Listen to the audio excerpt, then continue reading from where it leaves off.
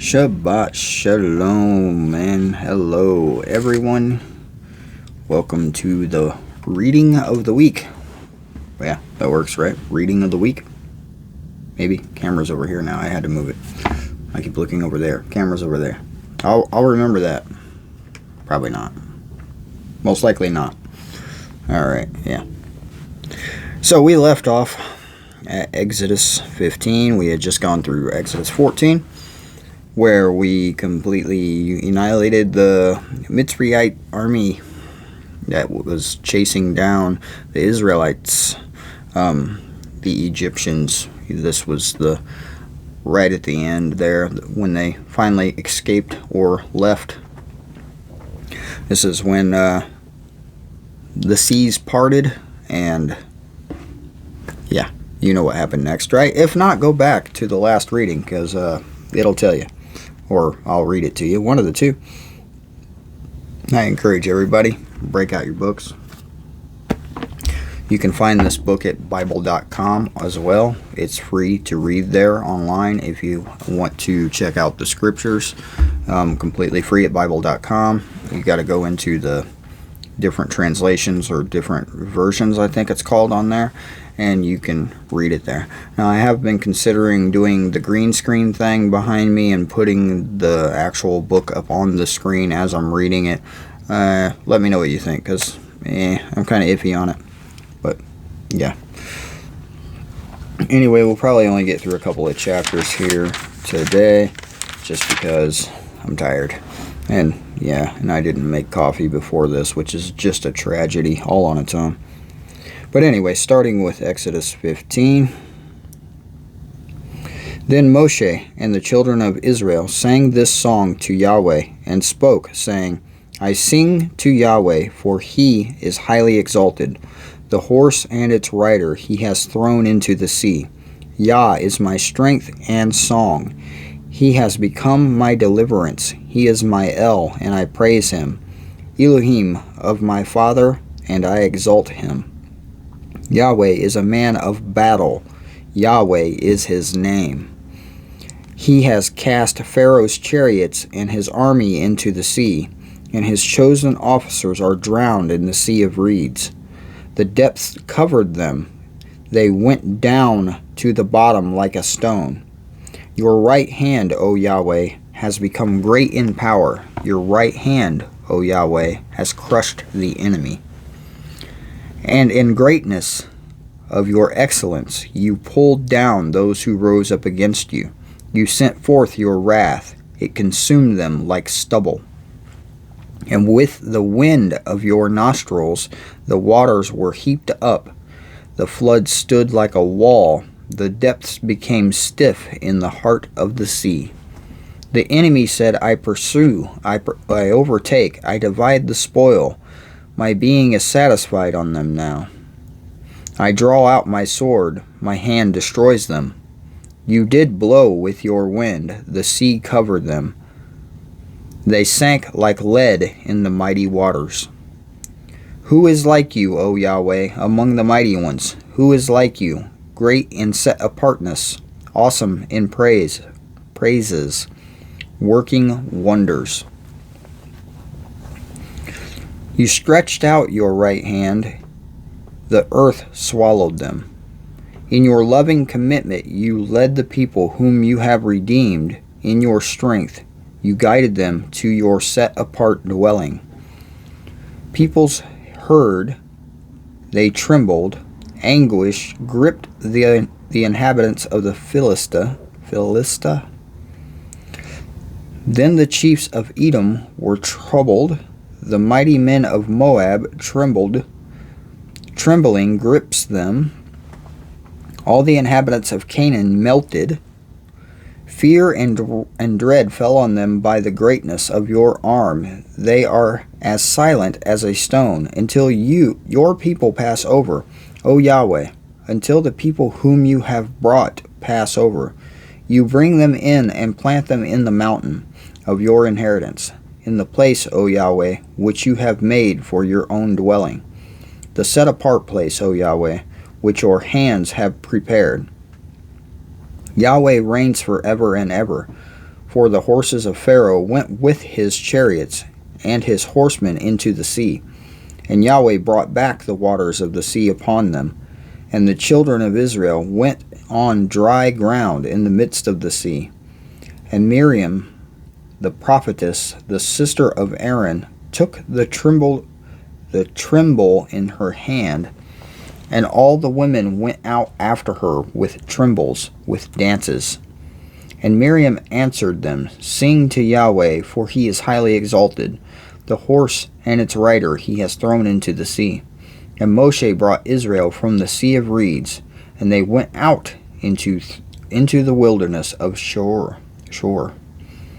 And they went 3 days in the wilderness and found no water.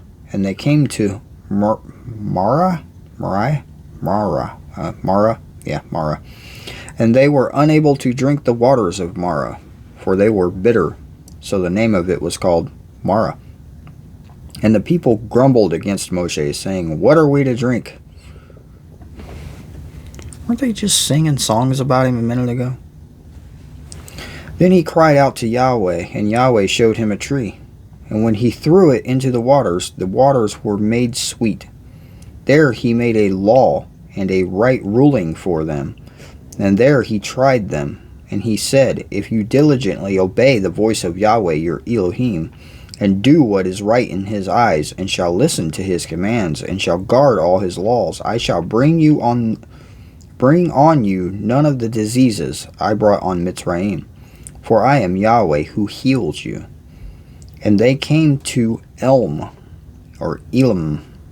where there were 12 fountains of water, and 70 palm trees, and they camped there by the waters.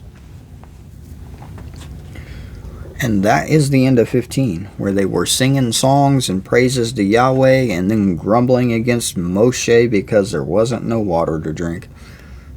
How quickly people turn on each other, right? I'd like to read 26. Verse 26 one more time and just make a point here.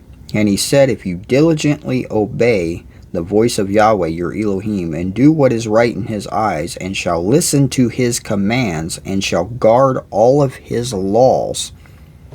They haven't even written the laws down. They haven't been given to Moshe yet. How do they know what laws to guard? Because they were passed down word of mouth until they were trapped in slavery in Egypt for 400 years. I shall bring on you none of the diseases I brought on the Mitzrayites, for I am Yahweh who heals you. There's so many stories of people being healed when they start following Torah. Healed in any conceivable way from absolutely anything. Moving on to 16. And they set out from Elim, and all the congregation of the children of Israel came to the wilderness of Sin, which is between Elim and Sinai. Sinai? Yeah.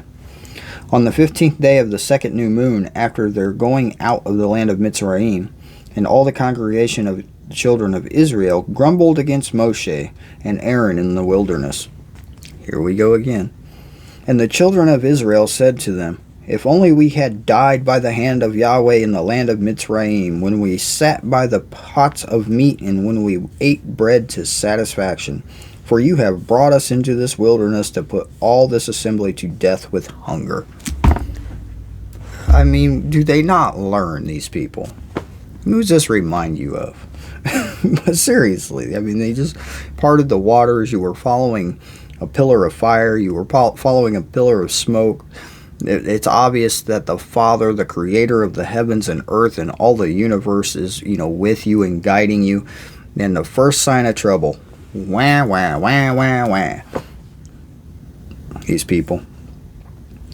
Verse 4. And Yahweh said to Moshe, See, I am raining bread from the heavens for you, and the people shall go out and gather a day's portion every day in order to try them, whether they walk in my Torah or not. My Torah, the law, the Torah. And it shall be on the 6th day that they shall prepare what they bring in, and it shall be twice as much as they gather daily. Why is that? Sabbath, anyone? And Moshe and Aaron said to all the children of Israel, At evening you shall know that Yahweh has brought you out of the land of Mitzrayim. And in the morning you shall see the esteem of Yahweh, for he hears your grumblings against Yahweh. And what are we, that you grumble against us? And Moshe said, In that Yahweh gives you meat to eat in the evening, and in the morning bread to satisfaction. For Yahweh hears your grumblings which you make against him. And what are we? Your grumblings are not against us, but against Yahweh. And Moshe said to Aaron, Say to all the congregation of the children of Israel, Come near before Yahweh, for he has heard your grumblings. And it came to be, as Aaron spoke to all the congregation of the children of Israel, that they looked toward the wilderness, and see, the esteem of Yahweh appeared in a cloud.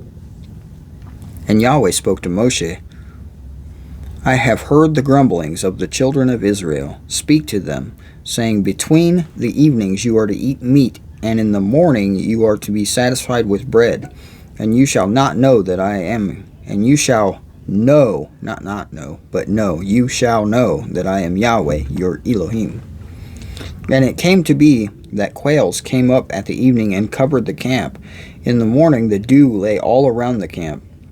And the layer of dew went up, and see, on the surface of the wilderness was a small round substance, as fine as frost on the ground. And the children of Israel saw, and they said to each other, What is it? For they did not know what it was. And Moshe said to them, It is the bread which Yahweh has given you to eat. This is the word which Yahweh has commanded. Let every man gather it according to each one's need, an omer for each being, according to the number of beings. Let every man take for those who are in his tent.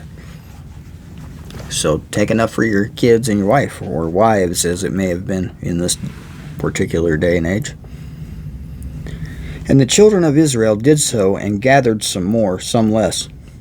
And they measured it up by omers, or omers. And he who gathered much did not have too much, and he who gathered little did not have too little. Each one gathered according to his need. And Moshe said, Let no one leave any of it until morning. And they did not listen to Moshe. So some of them left part of it until morning, and it bred worms and stank. And Moshe was wroth with them. Dude was ticked. And they gathered it every morning, each one according to his need. And when the sun became hot, it melted. And it came to be on the 6th day that they gathered twice as much bread, 2 omers for each one. And all the rulers of the congregation came and told Moshe. And he said to them, This is what Yahweh has said. Tomorrow is a rest, a Sabbath, set apart to Yahweh. That which you bake, bake. That which you cook, cook. And lay up for yourselves all that is left over to keep until morning. And they laid up till morning, as Moshe commanded. And it did not stink, and no worms was in it. And Moshe said, Eat it today, for today is Sabbath to Yahweh. Today you do not find it in the field. Gather it 6 days, but on the 7th day, which is the Sabbath, there is none. And it came to be that some of the people went out on the 7th day to gather, but they found none. And Yahweh said to Moshe, How long shall you refuse to guard my commands and my Torah? Anyway. See, because Yahweh has given you the Sabbath, therefore he is giving you bread for 2 days on the 6th day. Let each one stay in his place. Do not let anyone go out of his place on the 7th day. So the people rested on the 7th day. And the house of Israel called its name manna. And it was like white coriander seed. And the taste of it was like thin cakes made with honey. And Moshe said, This is the word which Yahweh has commanded. Fill an omer with it, and keep for your generations, so that they see the bread which I fed you in the wilderness, when I brought you out of the land of Mitzrayim. And Moshe said to Aaron, Take a pot and put an omer of manna in it, and set it down before Yahweh, to keep for your generations. As Yahweh commanded Moshe, so did Aaron set it down before the witness to keep. And the children of Israel ate manna 40 years until they came to an inhabited land. They ate manna until they came to the border of the land of Canaan. And an omar is 1/10 of an ephah. Thanks for that. That cleared it right up. I'm going to go ahead and read 17 just because it's short in here. So, yeah. 17. And all the congregation of the children of Israel set out on their journey from the wilderness of Sin according to the mouth of Yahweh, and camped in Rephidim. And there was no water for the people to drink. Therefore the people strove with Moshe and said, Give us water to drink. And Moshe said to them, Why do you strive with me? Why do you try Yahweh? And the people thirsted there for water. And the people grumbled against Moshe and said, Why did you bring us out of Mitzrayim to kill us and our children and our livestock with thirst? I mean, seriously. Again? 40 years later?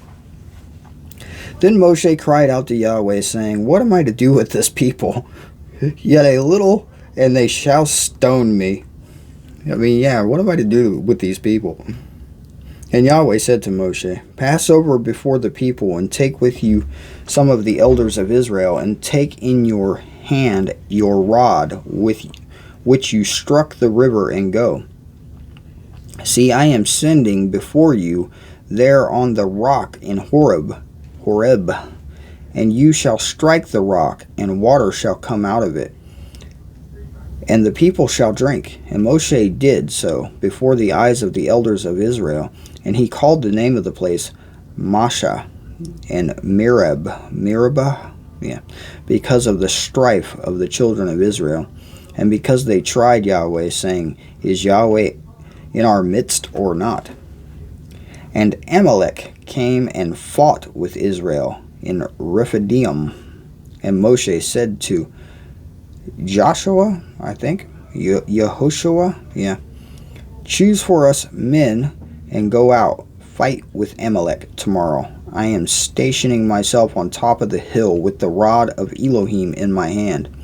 And Yahshua did as Moshe said to him, to fight with Amalek. And Moshe, Aaron, and Hur went up on the top of the hill. And it came to be when Moshe held up his hand that Israel prevailed, and when he let down his hand, Amalek prevailed. But Moshe's hands were heavy, so he took a stone and put it under him, and he sat on it. And Aaron and Hur supported his hands, one on one side and on the other, and one on the other side. And his hands were steady until going down of the sun. And Yahshua defeated Amalek and his people with the edge of the sword. And Yahweh said to Moshe, Write this for a remembrance in the book, and recite it in the hearing of Yahshua, that I shall completely blot out the remembrance of Amalek from under the heavens. And Moshe built a slaughter place, and called its name Yahweh Nissi, for he said, Because a hand is on the throne of Yahweh is to fight against Amalek from generation to generation. Tell me again how the Father and the Son are pacifists. I mean, if you are in the belief that there is only one, and the same being is the Father and the Son, how can you even think to make that argument? If you believe that there are three different beings, the Father, the Son, the Holy Spirit, then just look at the works of Yeshua, or Yahshua, as it's sometimes pronounced. Just talk about how he braided a bullwhip and went and started whipping people in the church. Just saying. The planet has always been fighting, battle, and war since almost the very beginning. It's in the very first book in this thing. I mean, there's fighting and war. It will always be that way until we are here no longer, until Yeshua, the Messiah, returns and wipes out all of his enemies. Then we will have peace. Anyway, this has been James. Shalom, everybody. Thank you for watching. Hope you learned something. I did.